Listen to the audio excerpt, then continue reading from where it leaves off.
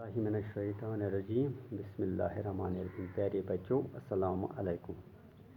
जमात पांचम मजमून कशर मौजू computer page number 92 तो यह सबक number lesson number 18 machine one तथ यम करो कंप्यूटर तह वुचमुत यह क्या कंप्यूटर शक्ल प्रोग्राम हार्डवेयर यह क्या CPU मॉनिटर माउस कीबोर्ड इन सारे वन हार्डवेयर इन टच कर मॉनिटर गो ये पे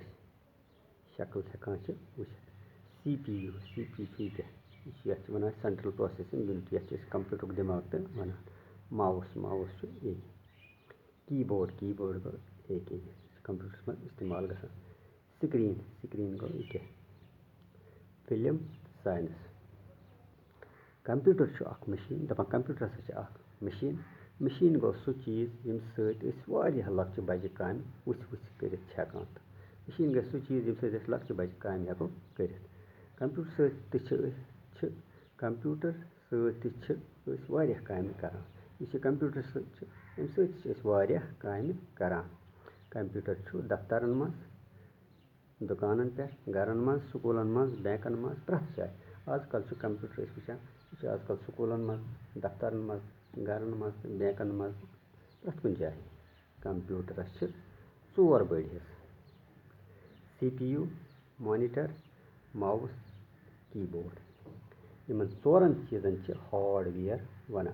गो CPU मॉनिटर माउस कीबोर्ड उन 4 चीज़न हार्डवेयर वन CPU गो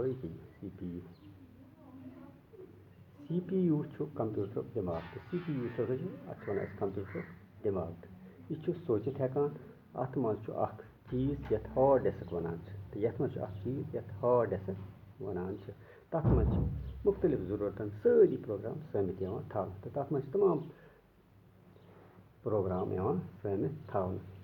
प्रोग्राम जन गो काम कर वत मसलन लिखन प्रोग्राम शक्ल बनान programme music बोजन programme film वुचन programme साइंसी programme बेहतरी अत सॉफ्टवेयर तो वन सॉफ्टवेयर कंप्यूटर पन हिस्सा दपान सॉफ्टवेयर यह कंप्यूटर पन हिस्सा कह यह योरे भरन पेवान तो यह योरे पेवान भरन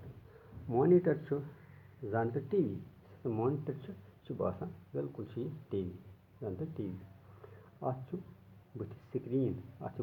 स्क्रीन ये पे लिखमुत या बनोमुत कह चीज़ वुचान वुचान लिखमुत या बनोमुत कह चीज़ हेकान स्क्रीन पे वुचित अत कुन वुचित काम करान